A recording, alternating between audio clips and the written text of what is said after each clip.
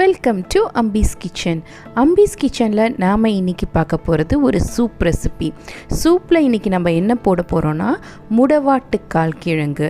இந்த கிழங்கு பொதுவாக மலை பிரதேசங்களில் கிடைக்கும். நாம் இன்றைக்கி மார்க்கெட்டு மயிலாப்பூரில் போயிருந்தப்போ அங்கே இருந்துச்சு.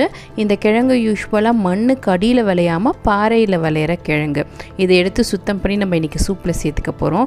இதுக்கு தேவையான பொருட்கள் பார்த்திங்கன்னா சின்ன வெங்காயம், இஞ்சி, ஜீரகம், ஒரு சின்ன தக்காளி, பூண்டு, மிளகு, அது கூடவே கொத்தமல்லி இலைகளும் சேர்த்துருக்கேன். சிறிதளவு நீங்கள் புதினா இலைகளும் சேர்த்துக்கலாம்.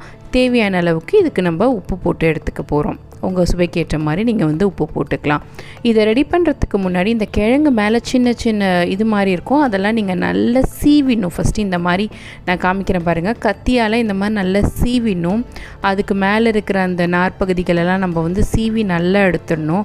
அப்படியே நீங்கள் யூஸ் பண்ணிடக்கூடாது. அதுக்கப்புறம் நல்லா செத்திட்டுங்க, கழுவிடுங்க. கழுவிட்டு சின்ன சின்ன பீசஸாக கட் பண்ணிக்கலாம். இப்போது நம்ம நான் இன்றைக்கி தேங்காய் எண்ணெய் ஆட் பண்ணியிருக்கேன். நீங்கள் வேணால் கடலெண்ணையும் ஆட் பண்ணிக்கலாம், இல்லை நெய்யில் கூட நீங்கள் இதை பண்ணலாம். ஸோ ஃபர்ஸ்ட்டு நம்ம தாளிக்க தேவையான பொருட்கள் எல்லாம் தாளிச்சிக்கலாம்.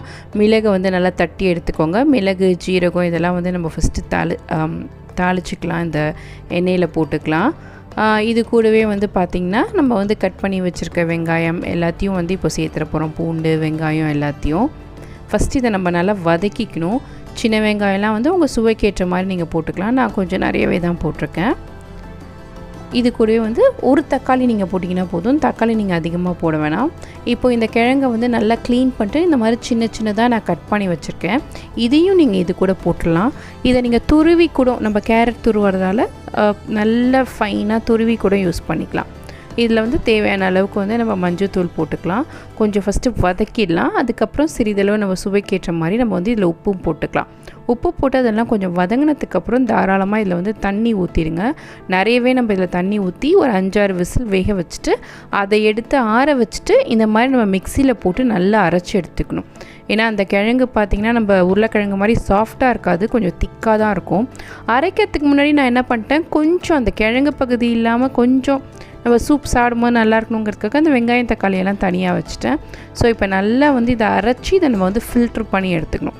இந்த அளவுக்கு இருக்கும். நீங்கள் பார்த்திங்கனாலே தெரியுது. கொஞ்சம் ஜீரகம் அதில் எல்லாமே நம்ம அரைக்கும் போது எல்லாத்தையும் போட்டு அரைச்சிடக்கூடாது. மெயினாக அந்த கிழங்கை நம்ம போட்டு நல்லா அரைச்சி வடிகட்டி எடுத்து வச்சுக்கணும். அதுக்கப்புறம் நம்ம அது இன்னொரு கொதி விடலாம். ரொம்ப நேரம் கொதிக்க விட வேணாம். திட்டமாக அந்த சூடுக்காக, நம்ம சூடாக குடித்தா தானே நல்லாயிருக்கும் சூப்லாம். அதனால் கொஞ்சம் சூடாக குடிக்கிறதுக்காக அதை திட்டமாக நம்ம கொதிக்க விட்டுக்கலாம் சிம்மில் வச்சு. நான் அதில் சாப்டு ஆனியன்ஸ் கொஞ்சம் போட்டிருக்கேன். ஏன்னா பச்சை வெங்காயம் போட்டாலும் ஒரு மாதிரி வாசனை அடிக்கும்னு சொல்லிட்டுன்னு. இப்போ இது சர்வ் பண்ணுறதுக்கு ரெடி ஆகிடுச்சு இந்த சூப்பு. ஸோ ரொம்ப சிம்பிளான சூப், ஆனால் இதோட ஹெல்த் பெனிஃபிட்ஸ் ரொம்ப நல்லது. இந்த ஜாயிண்ட் பெயின் இருக்கிறவங்க, எலும்பு தேய்மானம் இருக்கிறவங்க, அடிக்கடி மூட்டு வலி இருக்கிறவங்க, அவங்கெல்லாம் இதை குடித்தாங்கன்னா தொடர்ந்து அவங்களோட டயட்டில் சேர்த்துக்கிட்டாங்கன்னா ரொம்ப ஹெல்த்தியாகவும் இருக்கும். ஸோ இந்த மாதிரி நம்ம கொஞ்சம் ஹெல்த்தியான ஸ்நாக் சைடு சூப்ஸ் எல்லாம் கொடுத்தா அவங்களுக்கும் ரொம்ப நல்லாயிருக்கும். ஸோ இப்போ இது நம்ம சர்வ் பண்ணுறதுக்கு ரெடி ஆகிடுச்சு. நல்ல சூடாக இருந்துச்சு, சுவையாகவும் இருந்துச்சு. இதுக்கு மேலே சிறிதளவு கொத்தமல்லி இலைகளை நம்ம நல்லா ஃபைன் சாப் பண்ணி சேர்த்துக்கலாம். ஸோ ரொம்ப டேஸ்ட் நல்லா இருந்துச்சு. நீங்களும் இந்த கிழங்கு கிடச்சா இந்த மாதிரி சூப் செஞ்சு குடிச்சு பாருங்கள். கண்டிப்பாக ட்ரை பண்ணிவிட்டு எப்படி இருந்துச்சு அப்படிங்கிற உங்கள் கமெண்ட்ஸை எங்கள் கூட ஷேர் பண்ணுங்கள். தேங்க்யூ.